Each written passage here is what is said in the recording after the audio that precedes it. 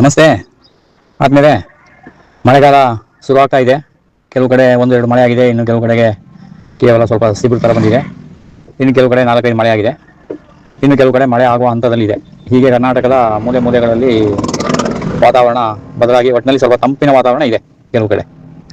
ಕೆಲವು ಊರುಗಳಲ್ಲಿ ಮಳೆ ಬರುವ ಸೂಚನೆಗಳಿದೆ, ಕೆಲವು ಕಡೆಗೆ ಇನ್ನು ಬಿಸಿಲಿನ ತಾಪಮಾನ ಹಾಗೆ ಮೇಂಟೈನ್ ಆಗ್ತಾ ಬರ್ತಾ ಇದೆ. ಇದೆಲ್ಲ ಸರಿಯಾಗಬೇಕಾದ್ರೆ ನಾವು ಮಾಡಬೇಕಾಗಿರೋದು ಏನಪ್ಪ ಅಂದರೆ, ಪ್ರಕೃತಿಯಲ್ಲಿ ಮರ ಗಿಡಗಳನ್ನು ನೆಡೋದು. ಇದೊಂದೇ ಪರಿಹಾರ. ಇವತ್ತಿನ ಒಂದು ಎಲ್ಲ ಸಮಸ್ಯೆಗಳಿಗೆ ಒಂದೇ ಒಂದು ಪರಿಹಾರ ಏನಪ್ಪ ಅಂದರೆ, ಆದಷ್ಟು ಮರ ಗಿಡಗಳನ್ನು ನೆಡೋದು. ಈಗ ಒಳ್ಳೆಯ ಮಾವಿನ ಹಣ್ಣಿನ ಸೀಸನು, ಹಲಸಿನ ಹಣ್ಣಿನ ಸೀಸನು, ಮತ್ತು ಇನ್ನು ಬೇರೆ ಬೇರೆ ಎಲ್ಲ ರೀತಿಯ ಹಣ್ಣುಗಳು ಇವಾಗ ಕೆಲವು ಬರ್ತಾ ಇದೆ. ಕೆಲವೆಲ್ಲ ಹಣ್ಣುಗಳು ವರ್ಷಕ್ಕೆ ಒಂದೇ ಸರಿ ಬರೋದು.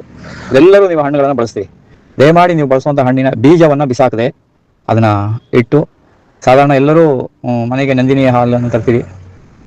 ಹಾಲನ್ನು ಬಳಸಿದ ಮೇಲೆ ಕವರನ್ನು ಎಲ್ಲೋ ಬಿಸಾಕ್ತೀವಿ. ಅದ್ರ ಬದಲು ಅದೇ ಕವರನ್ನು ಸ್ವಲ್ಪ ಓಪನ್ ಮಾಡಿ ಅದಕ್ಕೆ ಸ್ವಲ್ಪ ನಿಮ್ಮಲ್ಲೇ ಸಿಕ್ಕುವಂಥ ಮಣ್ಣು, ವರ್ಮಿಂಗ್ ಕಾಂಪೋಸ್ಟು ಅಥವಾ ಯಾವುದೋ ಒಂದು ಗೊಬ್ಬರವನ್ನು ಹಾಕಿ ಅದಕ್ಕೆ ಸ್ವಲ್ಪ ಬೀಜವನ್ನು ಹಾಕಿ ಒಂದು ಸ್ವಲ್ಪ ನೀರು ಕೊಡಿ, ಅದಲ್ಲೇ ಉಟ್ಕೊಳ್ತದೆ. ಅದನ್ನು ನೀವು ಎಲ್ಲಿ ಬೇಕಾದರೂ ನಡ್ಬೋದು, ನಡಲಿಕ್ಕೆ ಅಭ್ಯಾಸಿಡಿ.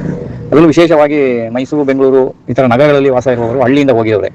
ಈಗ ಮಕ್ಕಳಿಗೆ ಶಾಲೆಯ ರಜೆ ಬಿಟ್ಟಿದೆ, ಎಲ್ಲರೂ ನಿಮ್ಮ ಊರುಗಳಿಗೆಲ್ಲ ಹೋಗಿ ಶಾಲೆ ಶುರುವಾಗ್ತದೆ ಅಂತೇಳಿ ಬೆಂಗಳೂರಿಗೆ ಬರುವಾಗ ನೀವು ಸುಮ್ಮನೆ ಬರೋದಿಲ್ಲ.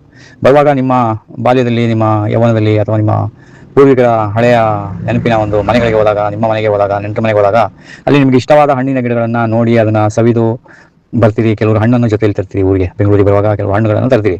ಆ ಹಣ್ಣುಗಳನ್ನು ತಂದಿರೋ ಹಣ್ಣನ್ನು ದಯಮಾಡಿ ಹೇಳ್ತೀನಿ ನಾನು, ಹಣ್ಣನ್ನು ತಿಂದ ಮೇಲೆ ಬೀಜವನ್ನು ಖಂಡಿತ ನೀವು ಟೆರೇಸ್ ಮೇಲೇನೋ ಅಥವಾ ಎಲ್ಲೋ ಒಂದು ಕಡೆ ನಿಮ್ಮ ಮನೆಯ ಪಕ್ಕದಲ್ಲಿ ಜಾಗ ಖಾಲಿ ಇದೆ, ಅಲ್ಲಿ ಕವರ್ಗೆ ಸ್ವಲ್ಪ ಮಣ್ಣು ತುಂಬಿಸಿ ಆ ಗಿಡಗಳನ್ನು ಸ್ವಲ್ಪ ಬೆಳವಣಿಗೆ ಮಾಡಿ 1-2 ತಿಂಗಳಾದಮೇಲೆ ನೀವು ಬೇಕಾದ್ರೆ ನಿಮ್ಮ ಊರಿಗೆ ವಾಪಸ್ ತಗೊಂಡು ನಡ್ಬೋದು. ಇಲ್ಲ ಬೆಂಗಳೂರು ನಗರದಲ್ಲಿ ಎಲ್ಲಾದರೂ ನಿಮಗೆ ಪಕ್ಕದಲ್ಲಿ ಯಾವುದಾದ್ರು ಒಂದು ನಿಯರೆಸ್ಟ್ ಜಾಗ ಇದ್ದರೆ ಅಥವಾ ಪಾರ್ಕ್ ಇದ್ದರೆ, ಯಾವುದೋ ಒಂದು ರಸ್ತೆಯ ಮಧ್ಯದಲ್ಲಿ ಇದ್ದರೆ ಅಲ್ಲಿ ನಡಿ. ಡಿವೈಡರ್ ಇರ್ತಲ್ಲ, ಅಲ್ಲಿ ಏನಾದರೂ ಜಾಗ ಇದ್ದರೆ ಸಂಬಂಧಪಟ್ಟವನ್ನು ವಿಚಾರಿಸಿ ಅಲ್ಲಿ ಗಿಡ ನಡಿ. ರಸ್ತೆಯ ಬದುಗಳಲ್ಲಿ ನಡಕ್ಕೆ ಹೋಗ್ಬಿಡಿ. ಯಾಕೆಂತ ಹೇಳಿದ್ರೆ ಅದು ಇವತ್ತೆಲ್ಲ ನಾಳೆ ರಸ್ತೆ ಅಗಲ ಆಗ್ತದೆ, ಅದರಿಂದ ಅದು ಸಮಸ್ಯೆಗಳು ಬರ್ತದೆ. ಅದರಿಂದ ಯಾವುದೇ ಒಂದು ಹಣ್ಣು, ನೀವು ನೇರಳೆಣ್ಣೆ ತಿನ್ನಿ ಅಥವಾ ನೀವು ಯಾವುದೇ ಒಂದು ಹಣ್ಣನ್ನು ತಿನ್ನಿ, ದಯಮಾಡಿ ಅದು ಹೈಬ್ರಿಡೋ, ಜಾತಿನೋ, ನಾಟಿನೋ, ಕಂತ್ರಿನೋ, ಅದೇನು ಚಿಂತೆ ಮಾಡಿಬಿಡಿ. ಅದರ ಬೀಜವನ್ನು ನೀವು ಇಟ್ಟು ಅದು ಮೊಳಕೆ ಬಂದ ಮೇಲೆ, ಗಿಡ ಆದಮೇಲೆ ನಿಮಗೆ ಎಲ್ಲಿ ಬೇಕೋ ಅಲ್ಲಿ ನಡಲಿಕ್ಕೆ ಅಭ್ಯಾಸ ಮಾಡಿ. ಸ್ಕೂಲು, ಕಾಲೇಜು, ಹಾಸ್ಪಿಟ್ಲು, ಪಾರ್ಕು ಎಲ್ಲಿ ಬೇಕಾದರೂ ನೀವು ನಡ್ಬೋದು. ಯಾಕಂದರೆ ಮರ ಗಿಡ ನಡೋದೇ ಒಂದು ದೊಡ್ಡ ಒಂದು ಯೋಜನೆಯಾಗಿ ಇಟ್ಕೊಳ್ಳಿ. ನಿಮ್ಮ ಜೀವನದಲ್ಲಿ ಒಂದು ಗುರಿ ಇಟ್ಕೊಳ್ಬೇಕು ನೀವು. ನಾನು ಈ ಭೂಮಿಯನ್ನು ಬಿಟ್ಟು ಹೋಗುವಾಗ ಇಷ್ಟು ಮರ ಗಿಡಗಳನ್ನು ನಡ್ತೇನೆ ಅಂತೇಳಿ. ಯಾಕೆಂತಂದರೆ ಇವತ್ತು ನಾವೆಲ್ಲರೂ ಹಣ್ಣು ತಿಂದಿದ್ದೇವೆ, ಎಳ್ನೀರು ಕುಡಿದ್ದೇವೆ, ಎಲ್ಲನೂ ನಾವು ಅನುಭವಿಸಿದ್ದೇವೆ. ಇದು ಯಾವುದು ನಾವು ನಟ್ಟ ಗಿಡ ಅಲ್ಲ, ಬಹುತೇಕ ಎಲ್ಲ ಬೇರೆ ಯಾರೋ ನಟ್ಟಿರೋದು. ಅದನ್ನು ನಾವು ಈಗ ಅದನ್ನೆಲ್ಲ ಫಲವನ್ನು ನಾವು ತಿಂದಿದ್ದೇವೆ. ಕನಿಷ್ಠ ಹೋಗುವಾಗ ನಾವು ಅದರ ಬೀಜವನ್ನು ಅದು ನೆಟ್ಟು ಮುಂದಿನ ಪೀಳಿಗೆಗೆ ನಾವು ಏನಾದರೂ ಒಂದು ನೀವು ಆಸ್ತಿ ಬಿಟ್ಟು ಹೋಗ್ತೀರಿ ಅಂತ ಹೇಳಿದ್ರೆ ಒಳ್ಳೆಯ ಪ್ರಕೃತಿ ಮತ್ತು ಪರಿಸರ, ಇದೆರಡನ್ನ ನಾವು ಬಿಟ್ಟು ಹೋಗಬೇಕು. ಇದನ್ನು ನಾವು ಬಳಸಿ ಅವನತಿಗೆ ಮಾಡಿ ಅದನ್ನು ಮುಗಿಸಿ ನಾಶ ಮಾಡಿ ಹೋಗೋ ಬದಲು ನಾವು ಅದನ್ನು ಉಳಿಸಿ ಹೋಗಬೇಕು. ಇದು ನಮ್ಮ ಒಂದು ದೊಡ್ಡ ಎಲ್ಲರ ಜವಾಬ್ದಾರಿ. ಇದರಲ್ಲಿ ಯಾರು ಮೇಲೂ ಕೀಳುವುದೇನಿಲ್ಲ, ಇಲ್ಲಿ ಎಲ್ಲರ ಜವಾಬ್ದಾರಿ. ನೋಡಿ, ಒಂದು ಮರ 3 ಜನರಿಗೆ ಬೇಕಾದಂಥ ಆಕ್ಸಿಜನ್ ಕೊಡ್ತದೆ. ಅದೇ ಒಬ್ಬ ವ್ಯಕ್ತಿ ಒಂದು ದಿನ ಐಸಿಯುನಲ್ಲಿ ಆಕ್ಸಿಜನ್ ತಗೊಳ್ಳಿದ್ರೆ 25,000-30,000 ಆಗ್ತದೆ, ಕೆಲವು ಹಾಸ್ಪಿಟಲ್ ಲಕ್ಷದ ಮೇಲೆ ಆಗ್ತದೆ.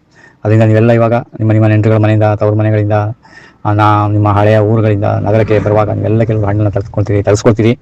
ಅದನ್ನೆಲ್ಲ ಖಂಡಿತ ಹಣ್ಣನ್ನು ತಿನ್ನಿ. ಆ ಬೀಜವನ್ನು ದಯಮಾಡಿ ನೀವು ಬಳಸಿ, ಭಾರಿ ಒಳ್ಳೆಯದು. ಅದೇ ರೀತಿ ನೇರಳೆ ಹಣ್ಣನ್ನು ಸಿಕ್ಕಿದೆ, ಯಾರು ಕೂಡ ಹಣ್ಣನ್ನು ತಿಂದು ಬೀಜವನ್ನು ಎಲ್ಲೂ ಬಿಸಾಕಬೇಡಿ.